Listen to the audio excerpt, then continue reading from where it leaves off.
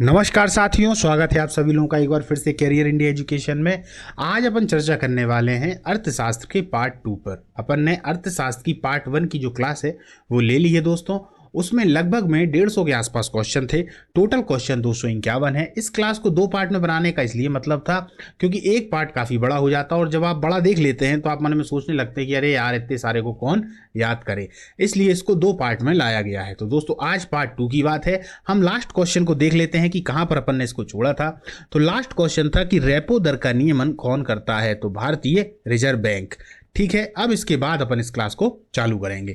2 PDF आपको मिलेंगी दोस्तों। जो लोग टेलीग्राम से नहीं जुड़े हैं वो लोग टेलीग्राम से जरूर जुड़ जाएं, क्योंकि इसकी जो पीडीएफ है वो आपको टेलीग्राम पर मिलेगी।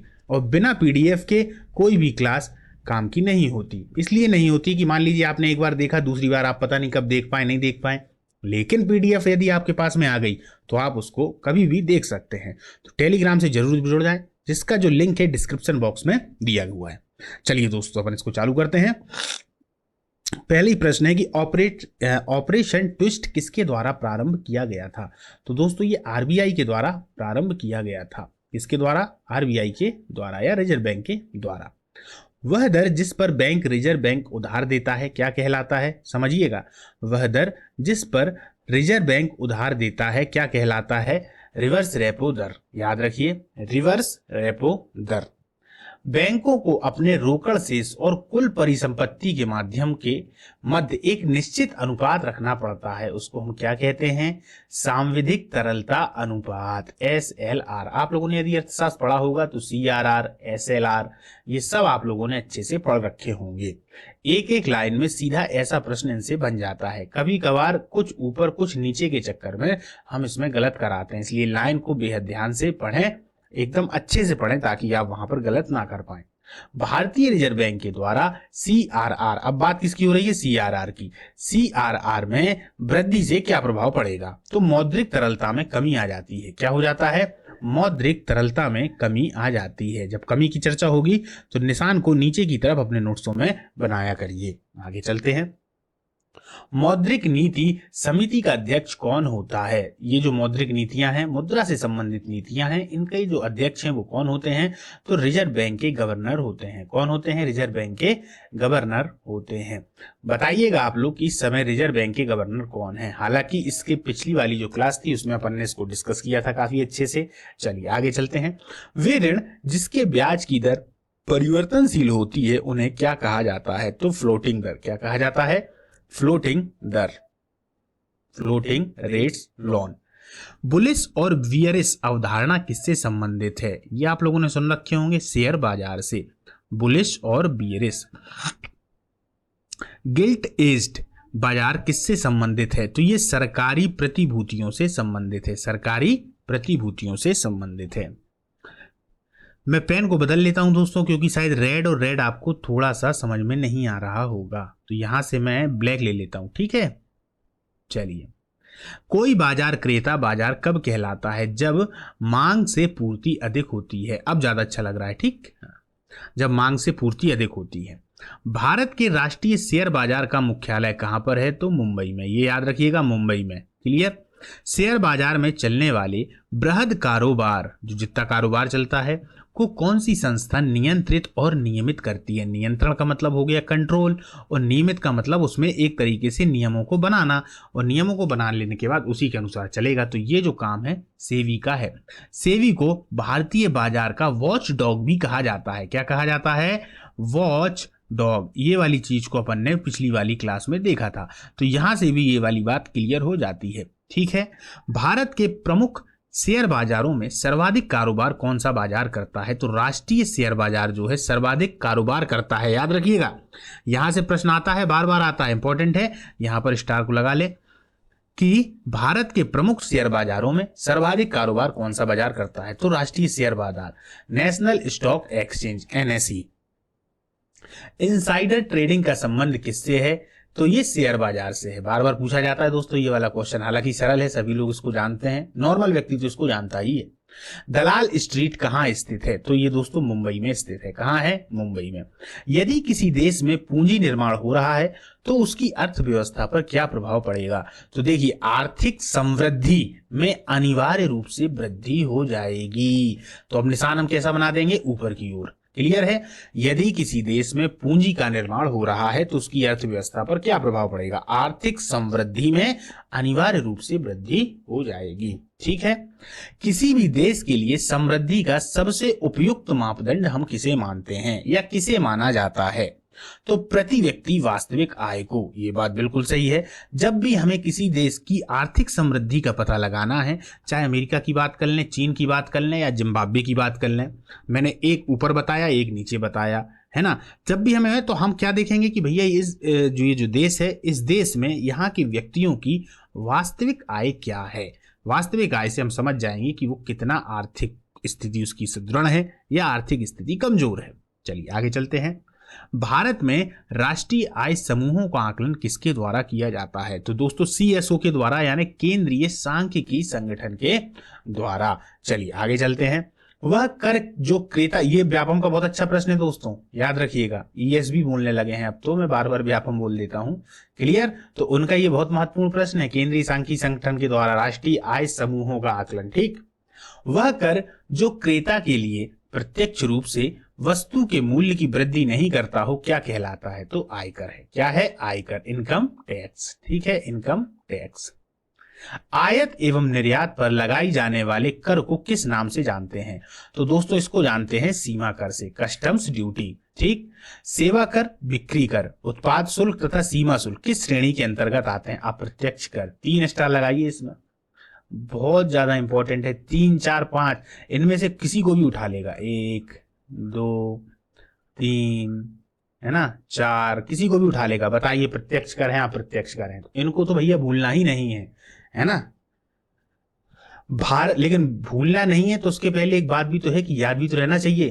तो पहले याद करें और फिर कोशिश करें कि भूलें नहीं। भारत में आर्थिक नियोजन की पृष्ठभूमि किसने तैयार की थी? इंपॉर्टेंट है दोस्तों, sir M Visvesvaraya. Sir M Visvesvaraya ने वर्ष 1934 में। विकास का भारतीय मॉडल किसके हितों की सुरक्षा करता है? ये व्यक्ति और राज्य दोनों के हितों की सुरक्षा करता है, जो विकास का भारतीय मॉडल है। ऐसा नहीं है कि सिर्फ राज्य के हितों की इच्छा करे, मतलब राज्य के हितों को ही ध्यान में दे, वो व्यक्ति और राज्य दोनों को साथ में लेके चलता है। राष्ट्रीय योजना समिति का गठन किसके द्वारा किया गया था? तो सुभाष चंद्र बोस के द्वारा। प्रथम पंचवर्षीय योजना की मुख्य प्राथमिकता क्या थी? तो पहली पंचवर्षीय योजना में कृषि का विकास करना। देखिए, जब पहली पंचवर्षीय योजना शुरू हो रही है तो उस समय आप लोगों को मालूम होना चाहिए कि भारत आजाद हुआ है और भारत एक तरीके से बहुत ही ज्यादा कमजोर है, धीरे धीरे उसको उठना है। तो सबसे पहले वो फोकस कृषि पर ही करेगा। क्यों करेगा? क्योंकि भाई कृषि ही उसके पास में है। कोई भारत में बहुत बड़ी बड़ी चीजें तो थी नहीं, रेलवे और ये सब चीजें जो भारत में आई हुई थी या एक तरीके से जो स्थापित हो चुकी थी, तो इनका पूरा का पूरा उपयोग तो भाई अंग्रेज लोग अपने हिसाब से करते थे, और वो लोग अपने हिसाब से करते थे, तो वही की वही स्थितियां चल रही थी। तो सबसे नीचे वाले तबके को, यानी कि एक तरीके से देखा जाए तो कृषि को ही सुधारना उसकी प्रमुख प्राथमिकता थी। चलिए आगे चलते हैं।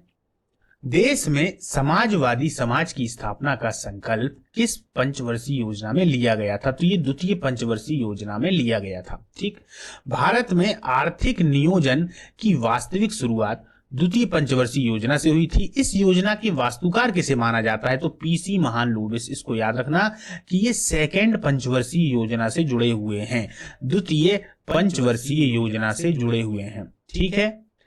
भारत में अनवरत योजना किस अवधि में प्रभावी थी? तो वर्ष 1978 से 80 तक। वर्ष 1978 से 80 तक। क्लियर है? द्वितीय। चलिए, भारत में अनवरत योजना 78 से 80 तक, ये भी काफी बार आया हुआ प्रश्न है दोस्तों। ठीक है। किस पंचवर्षीय योजना में कृषि ने ऋणात्मक विकास प्रदर्शित किया था? तो तीसरी पंचवर्षीय योजना में। किसमें? तीसरी पंचवर्षीय योजना में। भारत में अर्थव्यवस्था का कौन सा क्षेत्र बचत सर्वाधिक योगदान करता है? तो घरेलू क्षेत्र। कौन सा? घरेलू क्षेत्र। केंद्रीय सांख्यिकी कार्यालय यानी कि CSO, सुनिएगा ध्यान से, तथा राष्ट्रीय प्रतिदर्श सर्वेक्षण कार्यालय NSSO का विलय कर किस नई संस्था को स्थापित करने का निर्णय लिया गया है? तो राष्ट्रीय सांख्यिकी कार्यालय, NSO। दोस्तों ये यहाँ पर एक तरीके से वो है कोष्टक है, इसको मैं यहाँ लिख देता हूँ, समझिएगा, NSO।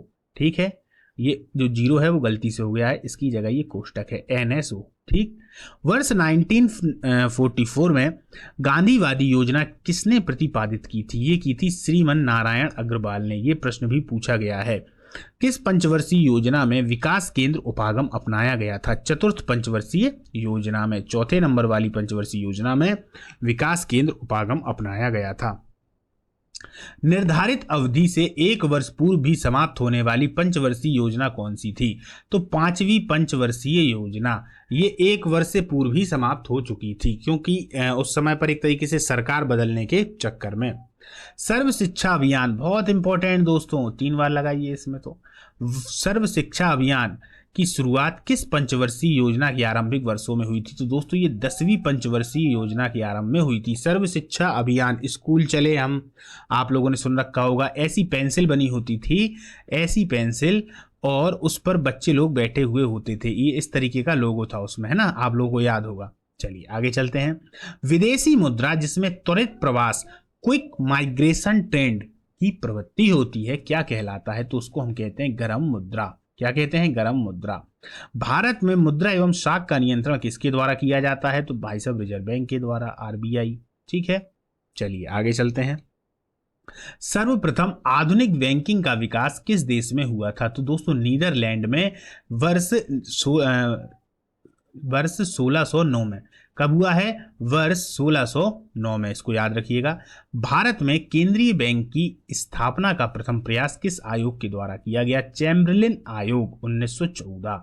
इतिहास में आप लोगों ने चैम्बरलिन आयोग को बहुत अच्छे से पढ़ रखा होगा, पढ़ा नहीं होगा, वनडे एग्जाम वाले इतना नहीं पढ़ते हैं, तो आप लोगों ने सुन तो रखा ही होगा। ठीक है, बाकी PSC वाले इसको अच्छे से जानते हैं। इंद्रधनुष योजना का संबंध किससे है? बैंकों की वित्तीय सुधार से।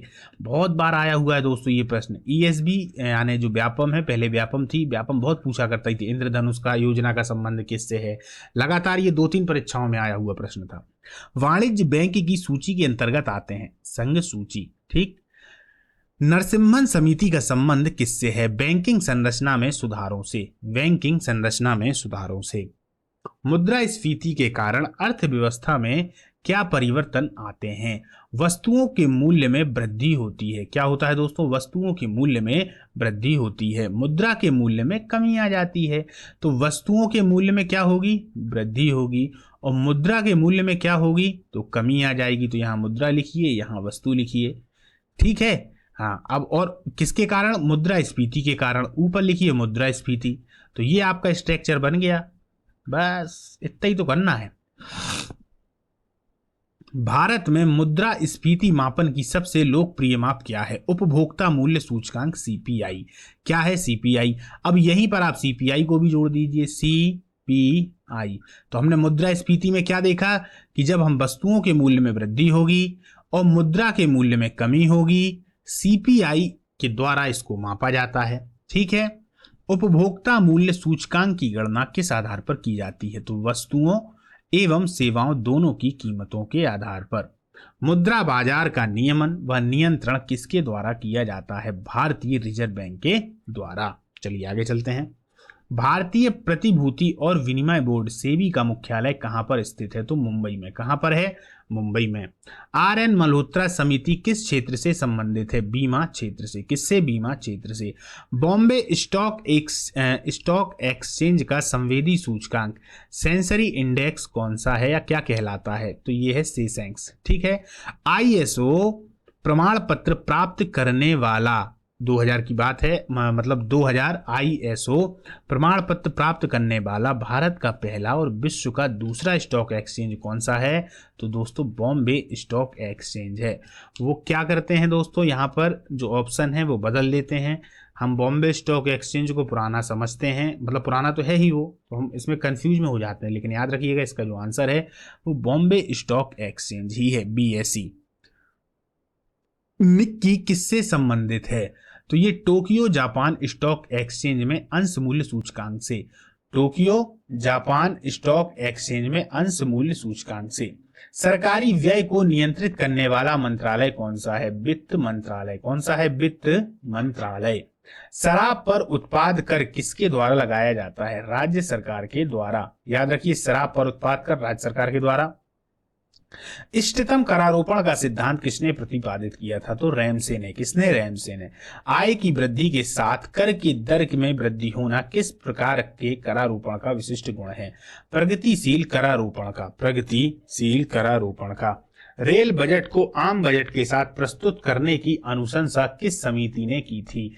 विवेक देवराय समिति ने। किसने की थी? विवेक देवराय समिति। भारत में सर्वाधिक बार बजट पेश करने वाले वित्त मंत्री कौन हैं? मोरारजी देसाई। सबसे ज्यादा इन्होंने ही जो बजट है उसको पेश किया हुआ है। भारत में सरकार के बजट के कुल घाटे में सबसे अधिक योगदान किसका होता है? राजकोषीय घाटा का। किस वित्तीय वर्ष में? जब कुल राजस्व प्राप्तियां कुल राजस्व दर से कम हो तो उसे क्या कहा जाता है? राजस्व घाटा ही कहा जाता है।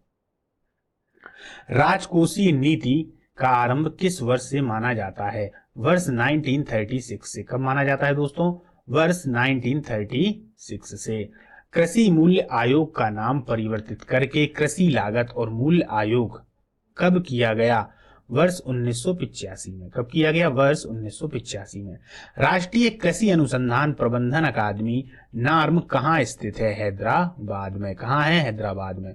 उद्योग जो स्थानीय कच्चे मालों का उपयोग करते हैं क्या कहलाते हैं? कुटीर उद्योग। क्या कहलाते हैं? कुटीर उद्योग। एड्रागोगी किससे संबंधित है? प्रौढ़ शिक्षा से। किससे संबंधित है? प्रौढ़ शिक्षा से। ग्रामीण अवस्थापना विकास कोष किसके द्वारा संचालित किया जाता है? नाबार्ड। ग्रामीण अवस्थापना विकास कोष किसके द्वारा संचालित किया जाता है? तो नाबार्ड। जवाहर रोजगार योजना किस पंचवर्षीय योजना में प्रारंभ की गई थी? 7वीं पंचवर्षीय योजना में। ऑपरेशन ब्लैक बोर्ड का किससे संबंधित है? प्राथमिक शिक्षा। ये भी कई बार प्रश्न पूछा गया है, खासतौर पर ईएसबी यानी पुराने व्यापम के द्वारा। ठीक है, तो याद रखिएगा इसको। भारतीय रिजर्व बैंक के पास व्यावसायिक बैंकों की कुल जमा एवं आरक्षित राशि का निर्धारण भाग क्या कहलाता है? नगद आरक्षित अनुपात। CRR। विद्युत क्षेत्र सुधार पर नरसिम्हन समिति ने क्या सुझाव दिया था? सांविधिक तरलता अनुपात तथा नगद आरक्षित अनुपात। क्लियर है? को कम करने का। संशोधित मूल्य वर्धित कर का संबंध किससे है? उत्पाद कर से। किससे संबंधित है? उत्पाद कर से। किसी कर के लगाए जाने के पश्चात इसका वास्तविक भुगतान जिस बिंदु पर होता है, किस पर? जिस बिंदु पर होता है वह क्या कहलाता है? कराघात। Impact of tax. कराघात। Impact of tax. अनुत्पादक कर किसे कहते हैं? अप्रत्यक्ष कर को। किसको कहते हैं? अप्रत्यक्ष कर को। केलकर समिति किससे संबंधित है? प्रत्यक्ष एवं परोक्ष करारोपण में सुधार से। भारत में बजट का राजस्व अनुमान किसके द्वारा तैयार किया जाता है? वित्त मंत्रालय के द्वारा। ठीक है। राजकोषीय घाटे में से ब्याज भुगतान घटाने पर प्राप्त प्रतिफल को किस घाटे की संज्ञा दी जाती है? प्राथमिकता का बजट। किसकी? प्राथमिकता का बजट। नायक समिति का संबंध किससे है? लघु उद्योग से। किससे है? लघु उद्योग से। चीनी को नियंत्रण मुक्त करने के लिए किस समिति ने सिफारिश की थी? सी रंगराजन समिति ने। किसने? सी रंगराजन समिति ने। भारत में गरीबी को किस रूप में परिभाषित किया गया है? कैलोरी प्राप्ति से। किससे? कैलोरी प्राप्ति से। इंपॉर्टेंट है दोस्तों, बार बार पूछा गया प्रश्न है ये। लकड़ावाला समिति, इस पे तो 4 स्टार लगाओ दोस्तों। हाँ, लकड़ावाला समिति का गठन किस उद्देश्य से किया गया था? भारत की गरीबी की माप के लिए 1989 में। चलिए आगे चलते हैं। बहुआयामी गरीबी सूचकांक MPI की गणना में किसे इकाई माना जाता है? तो परिवार को। किसको माना जाता है? परिवार को। न्यू विकास बैंक का मुख्यालय कहां पर है? तो दोस्तों संघाई में। कहां पर है? संघाई में। ठीक है। रघुराम राजन समिति का संबंध किससे है? आर्थिक क्षेत्रों में सुधारों से। ये भी, इसमें भी लगाइए 2 स्टार तो लगा ही दीजिए, क्योंकि कई बार आया हुआ है प्रश्न।